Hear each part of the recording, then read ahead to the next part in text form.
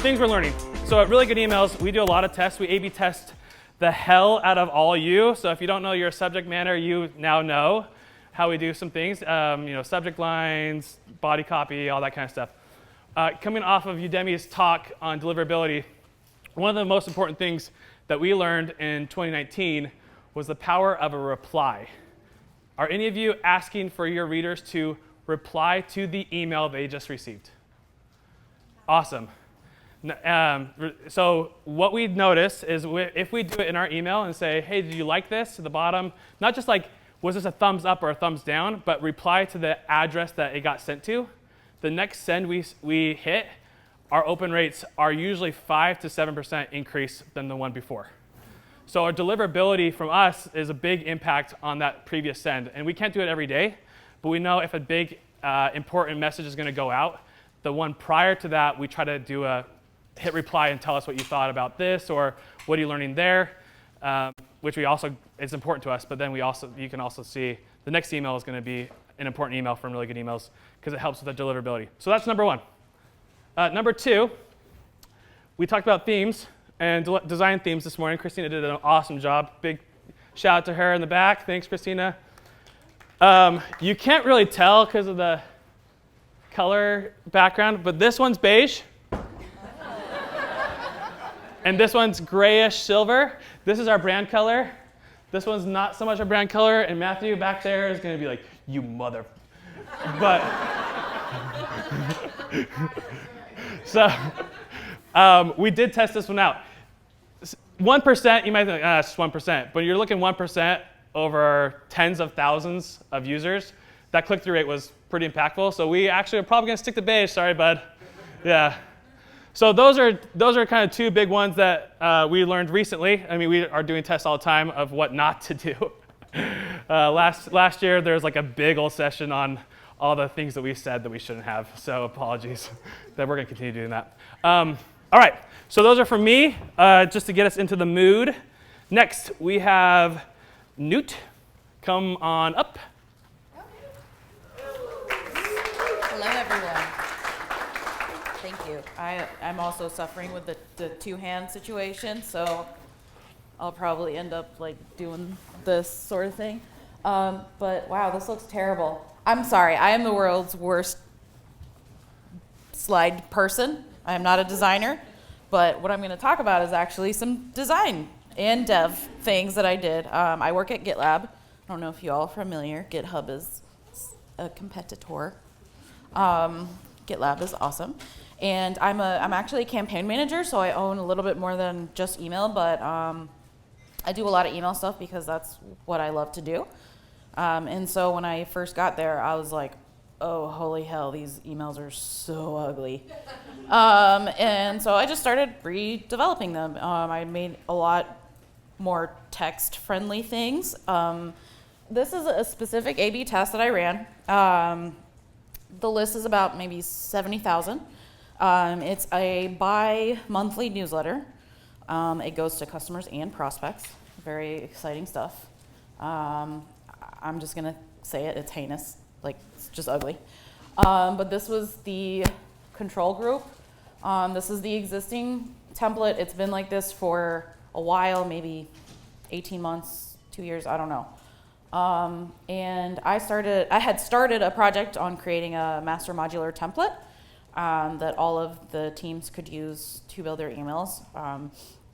And I decided, hey, why don't we go ahead and just roll out a few different modules to replace the newsletter, and let's just do some A/B testing before we actually roll it out. Because even though I'm pretty confident that mine is going to win, I just want to have data so that I can have arguments with people with actual data. So over here on the right, you see the new design. So the banner at the top is text with a very subtle background image, whereas over here I said this was just one image and it was really weird and ugly. Didn't really fit the branding at all. Another thing I did, you probably will notice that the calls to action, the buttons are below this sentence telling you what the thing is that you're about to click instead of above the sentence. I thought that was really strange. I did make the first CTA a different color because that's like the main story. I don't think that's a great way to reflect that, but that's just what we were testing. So as you can see in the data, so far we did 2 tests. We just ran these like end of February and in March. The first test, there was 7% more clicks on the new design. It was not statistically significant because it was only 7%. But the second test, which the copy was exactly the same, the only difference is the design, it was 20% more clicks. Woo! Yeah. Woo! Yeah, I was pretty happy about that, to be honest. All right, so any questions on this one?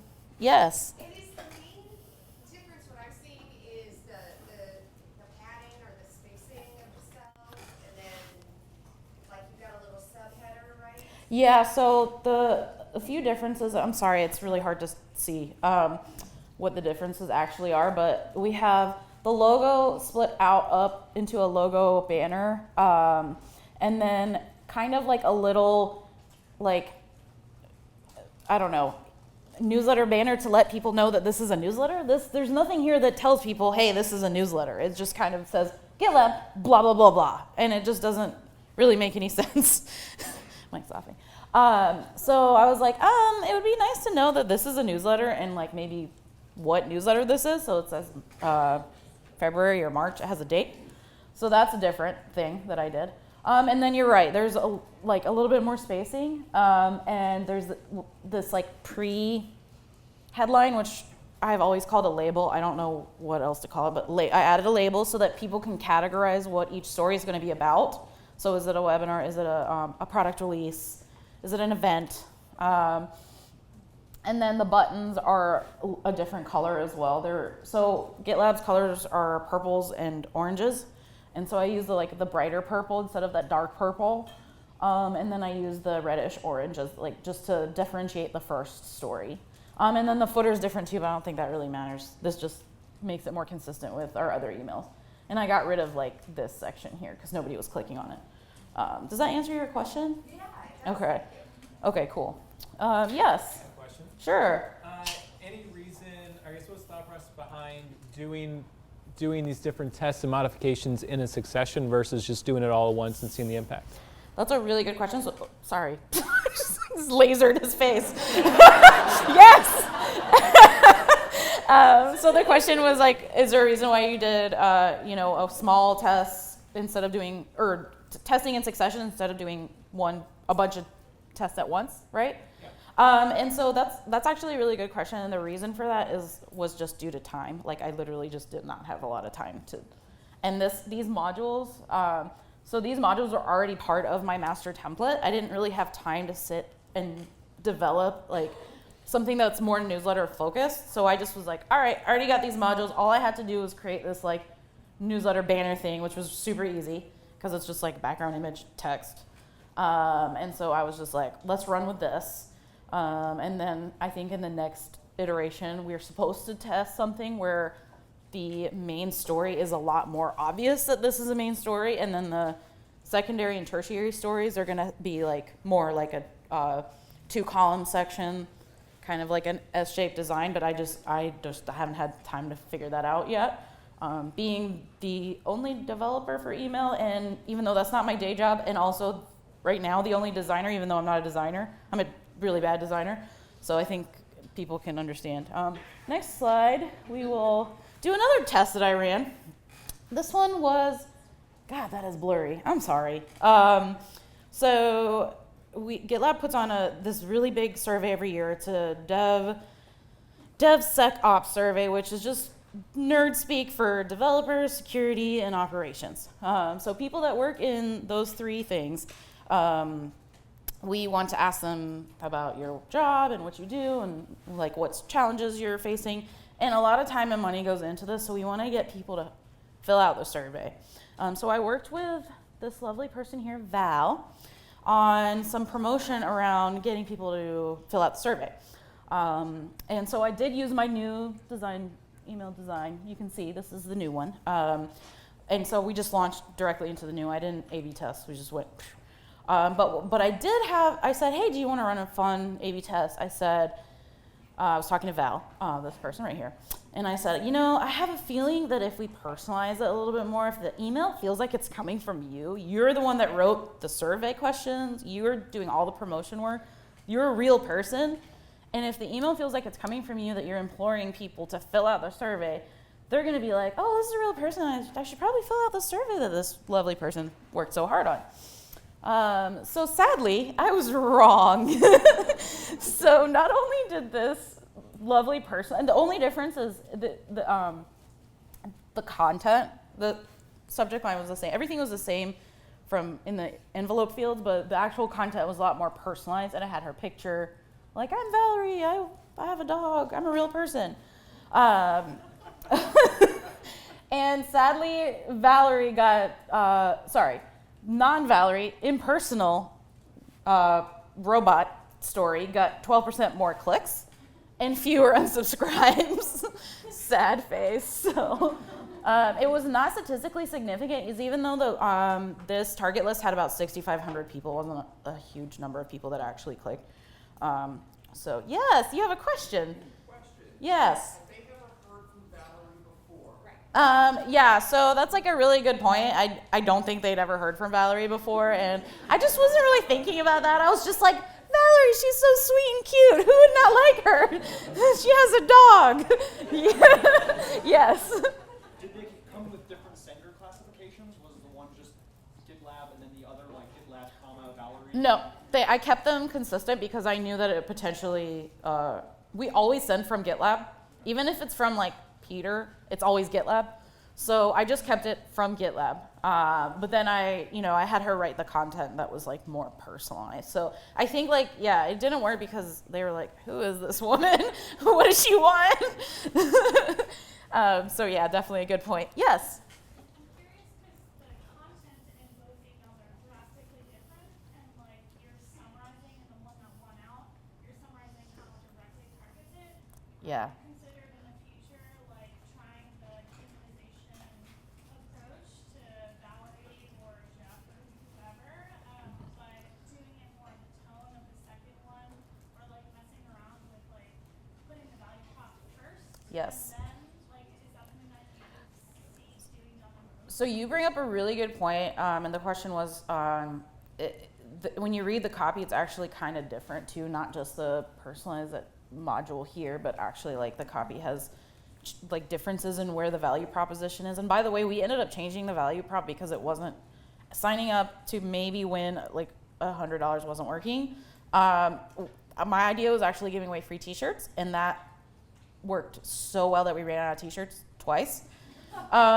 So anyway, but so part of the problem is educating your stakeholders, and one of the problems I ran into when I got the copy is that both versions were so different, even though I was trying to keep things more consistent and like really call out personalization and like humanizing the sender a little bit more. But because the time crunch was like, I mean, we all know, like, I need this email out yesterday, that I was just like, I made a few copy changes, and I was just like, we're going to go with it, because I don't have time to rewrite the words. And I'm not a copywriter either, but here we are. So, yeah, really good question. Definitely, I want to test this again, but I want to make it more of like, this is about Valerie, and like, introduce her a little bit more, not just like, who's this grandma? What does she want? She's actually a grandma, so I'm not like being mean. So I think, well, that's all I have. I don't think I have anything else, so.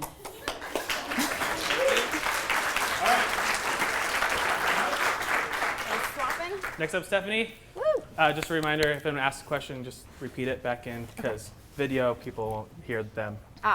As you can tell, there's a good debate on what you should do and what you shouldn't do. These are kind of questions you should be having internally with your own team, too. You're going to talk about something different, though. I am going to talk about something different. Which way is there we go. That's me. Okay, cool. Hi, I am so excited to be here and see a lot of faces that I already know. So hi to folks that I know. But for those of you that don't know me, I'm Stephanie Griffith. and I'm currently an email marketing manager at Thinkful, which is an online coding bootcamp school, and we're trying to kind of disrupt the higher ed technology space. I am a founder of a local chapter in Denver of the Email Geeks community called Mile High Email Geeks. And fun fact, that actually came about because I met a lovely gal, some of you might know her, her name's Kate Creamer. I met her at UNSPAM last year and said, hey, I've got this crazy idea. What if we took people like out of the Slack group and like met up in real life? Do you think people would show up? She said, yes, we should do it. It's totally a thing. And we had 20 people at our first event, and Iterable is actually hosting this month's meetup. So if you're in Denver, please find us on Email Geeks Slack and show up. We'd love to see more of you. I'm a proud cat mom, so if you follow me on anything, I have 2 orange cats by the names of Merry and Pippin, like the Hobbits, and I love them very much. I avoided putting a picture of them in here, but you can follow me on things and see them. And if you want to follow me on Twitter, I tweet a lot about email stuff, a lot about cooking, also about my cats. It's at Steph Kiwi, and you can find me there. So I do want to provide some context for this. So as Mike mentioned, this is not an A/B test. This is actually something that I just have some opinions on, and I think will be a really interesting thing to talk about.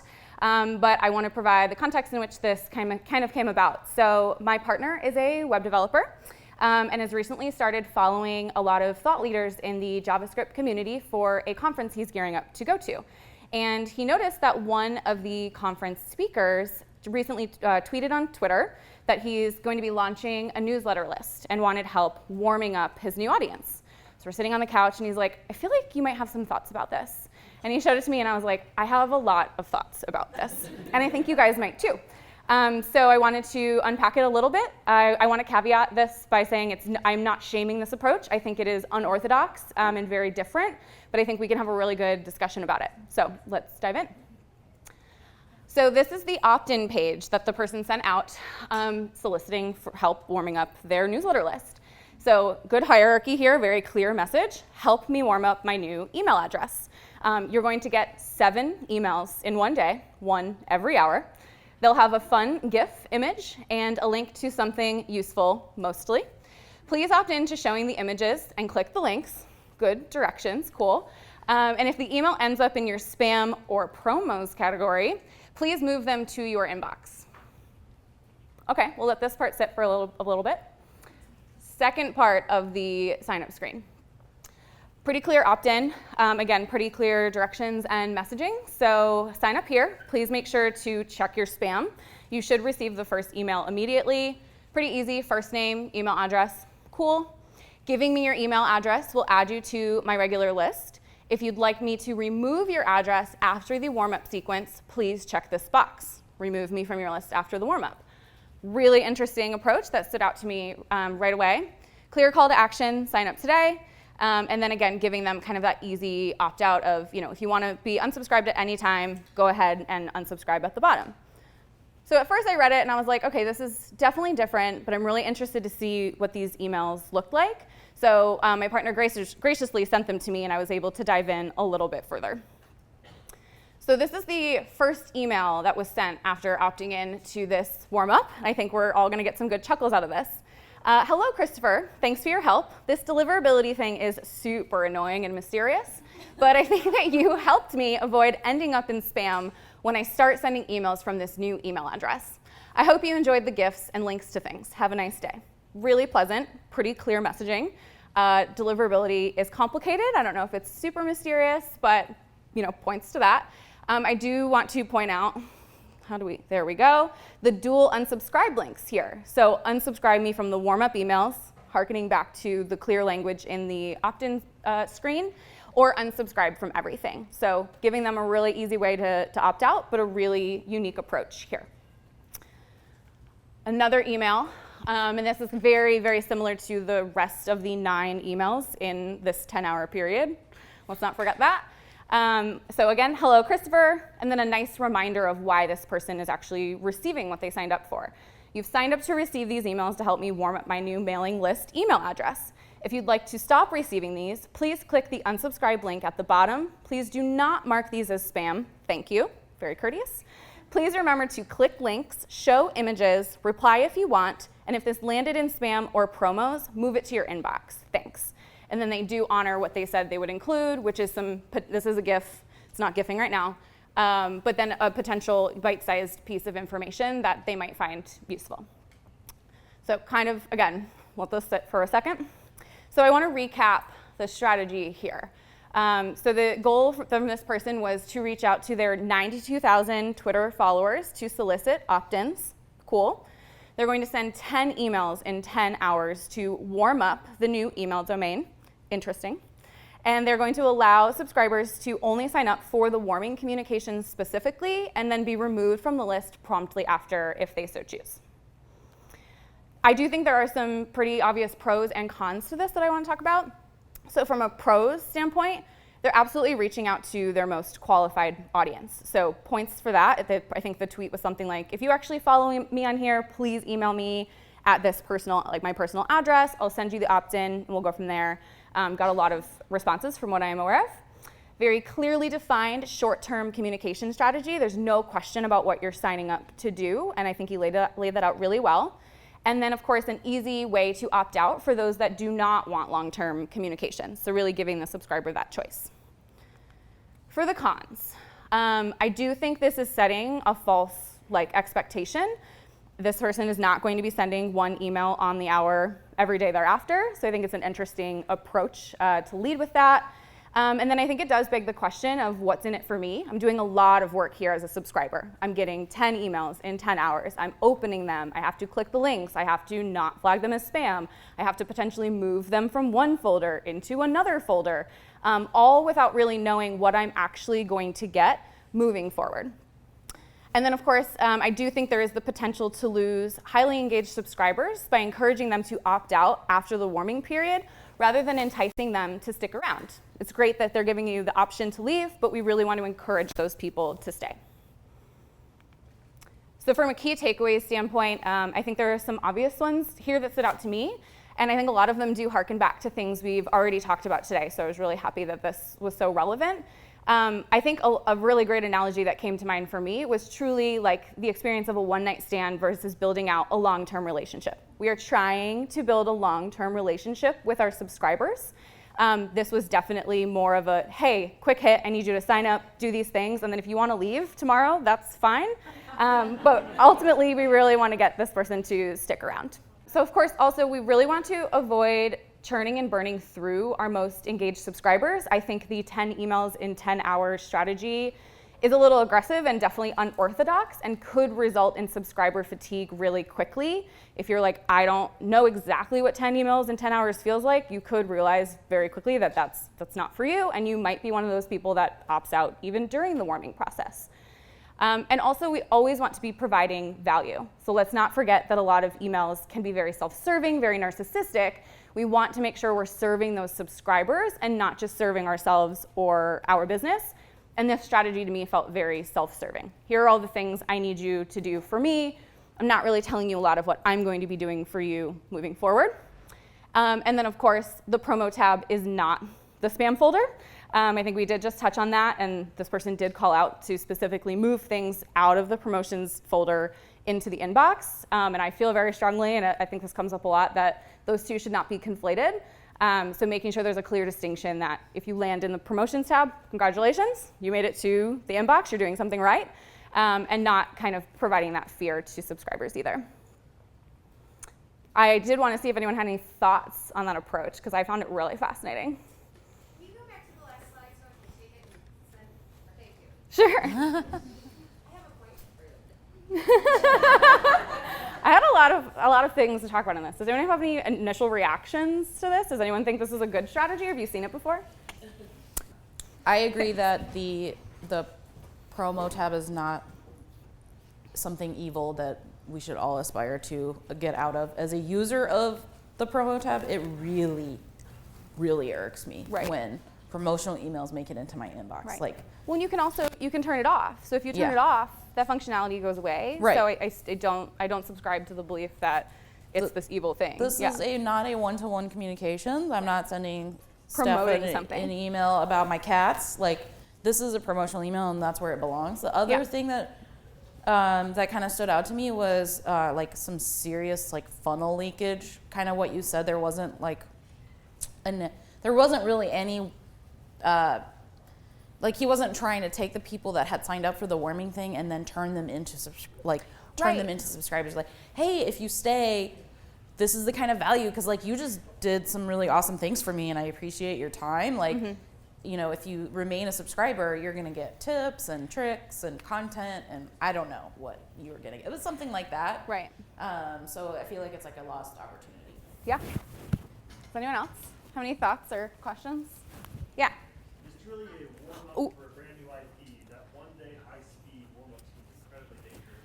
They're just going like organizational emails or universities or anything. Right. And so, yes, my first thought, the question or the statement was that really rapid warm-up within a single day can be a really dangerous approach to doing this because it can upset ISPs. It's definitely unorthodox. And I had the same immediate reaction of, I don't know how this would work if this is for a dedicated IP.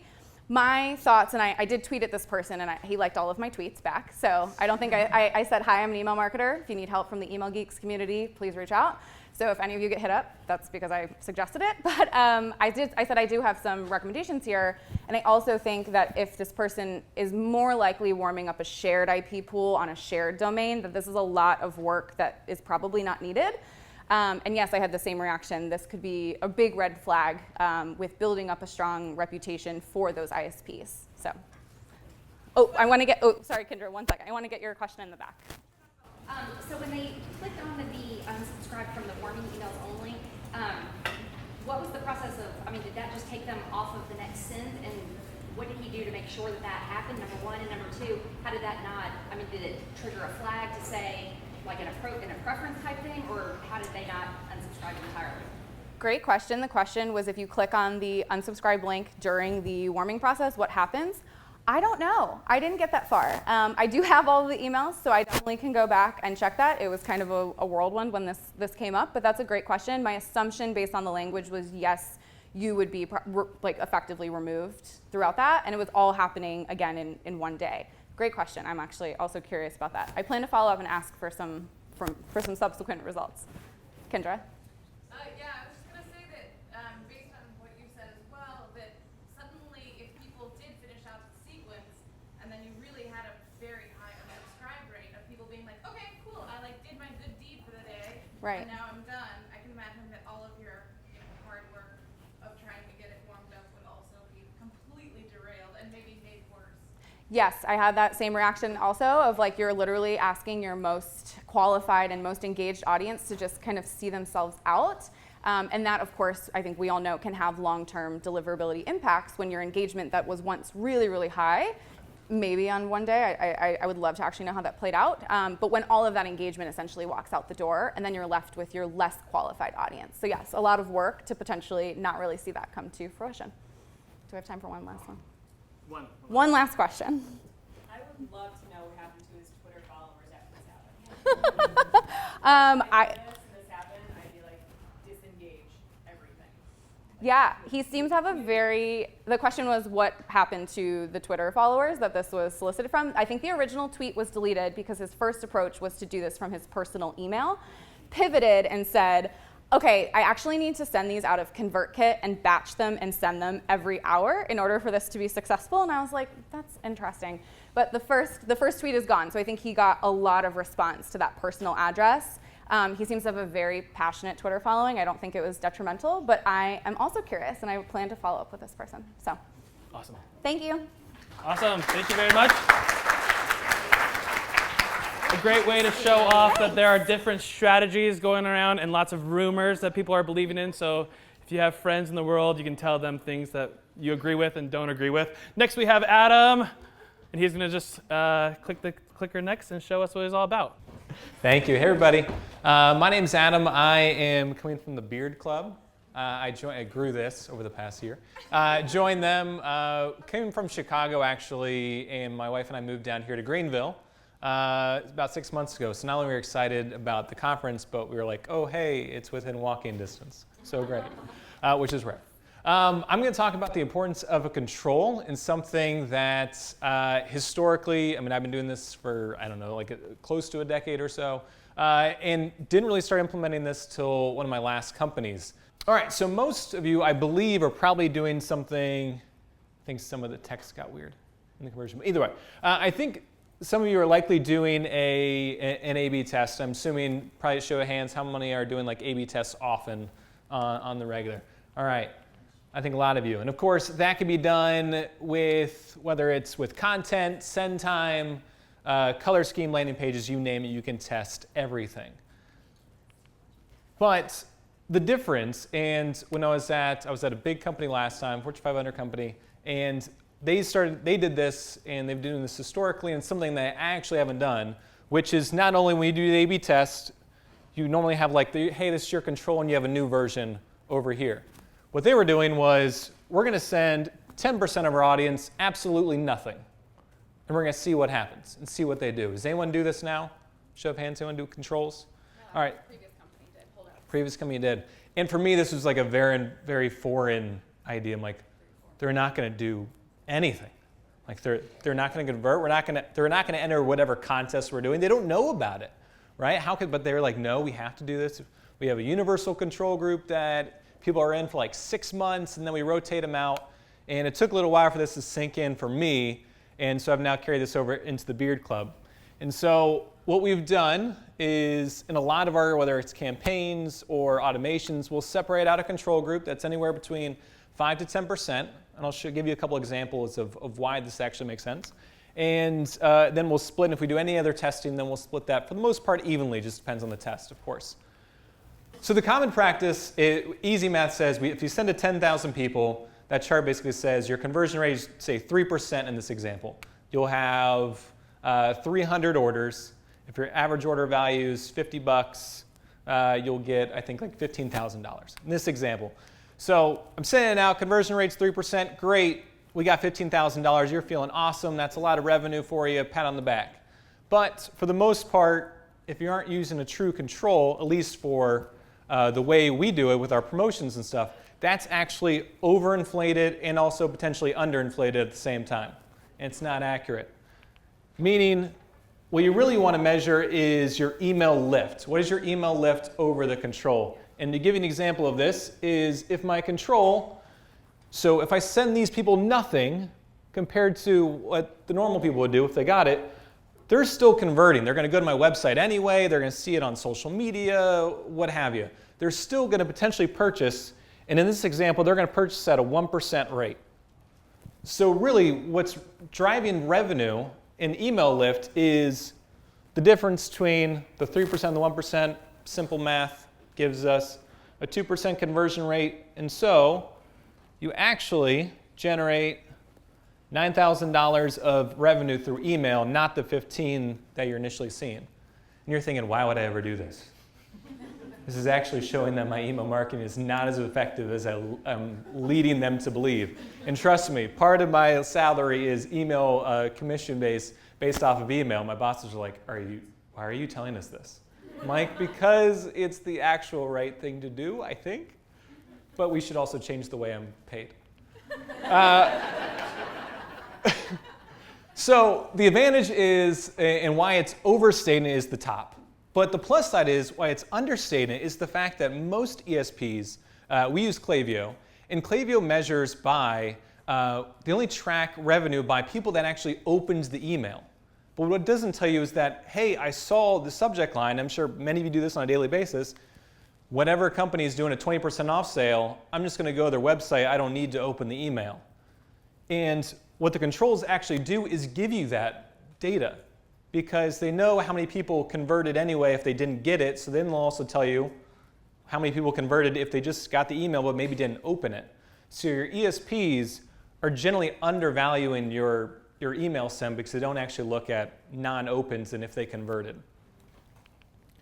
So a couple examples, that's kind of like a promo example, a generic promo example. A couple examples how we instituted controls in 2 other ways, and let's go pretty quick. But we, literally about last week, I implemented this, and it's a new way we're doing our onboarding experience. For us, we're a subscription box company. So we send you something, and churn is like the biggest thing that we look at for the most part. And with any really subscription box, churn is usually pretty high. After a few months, a lot of people drop out. So we want to see, we do tons with customer experience, and I, of course, is like generally a one-man band when it comes to like rewards, onboarding, email, graphic design, and yada, yada, yada. But we want to see the impact based off of all of our different customer experience.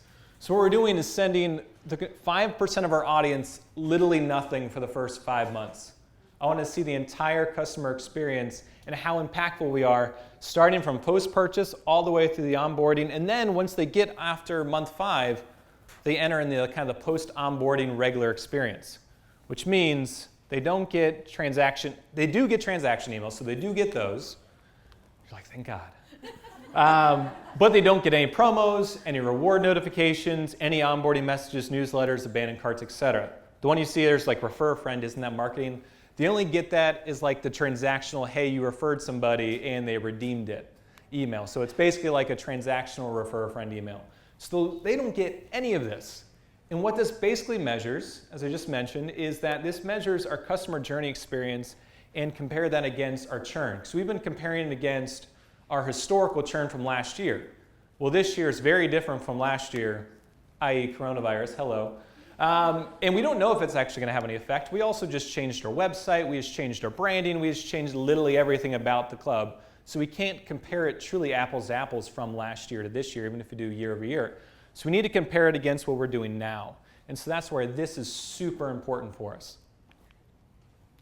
The last example I'll give, and then we maybe have time for a couple questions, but I think we're a little behind, is upcoming charge. And we actually just did this in January. And generally from my perspective as a business is you just treat your customers well and they'll return that to you. And our CFO was like, you know, that upcoming charge email will remind them that there are boxes coming. Maybe we shouldn't send that because I think it's driving churn. I'm like, I kind of get that, and from a CFO, I know you're coming from because that's just what you do, but I don't think it's the right experience. So we did a test, we did a control, and we found that our control, if they didn't get anything, they purchased at a slightly higher rate than people who did actually get the email, but then they came back literally the day after and said, hey, we're canceling, and we had a surprise, we saw this charge, and we're not happy about it. So we actually saw a higher cancellation rate. These are generic numbers, I can't give the exact number. We did see a higher cancellation rate from people who did not get an email because of that, in my theory, the customer experience wasn't there. And we saw this, again, thousands of people come through this, so the sample size was pretty large. And so I quickly told our CFO, what's up? I told you. I hope he really doesn't watch this presentation.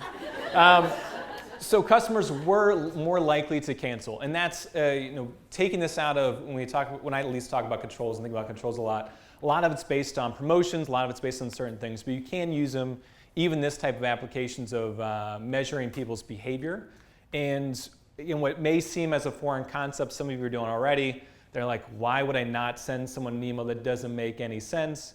I promise you, at least in certain applications, it does make sense. I think when you were actually talking earlier, you're like, let's A/B test and see if people click on stuff. It probably doesn't make sense there because people aren't going to click on it, obviously they don't get it.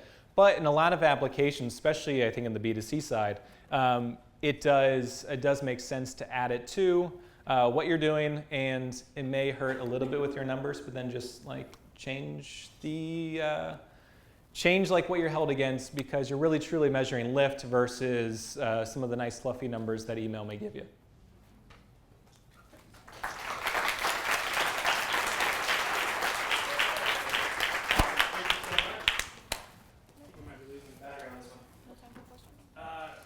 We have one or two questions that come from that. Oh yeah, okay, right here.